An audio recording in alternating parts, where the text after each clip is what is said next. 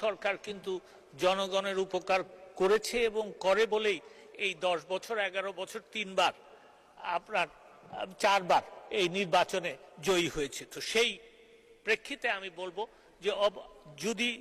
এই একটা সাকসেশন কোর্টের যদি না হয় তাহলে অবশ্যই এই সরকার সিদ্ধান্ত নিবে যে এটা আরো বাড়ানো, এবং সেইখানে একটা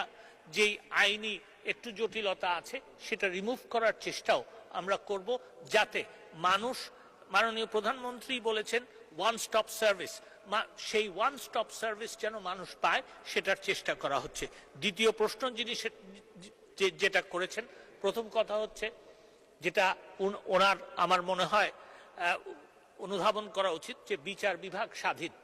তো সেই প্রেক্ষিতে আমি বলতে চাই যে section 138 of the negotiable instruments অ্যাক্টের যে মামলাগুলি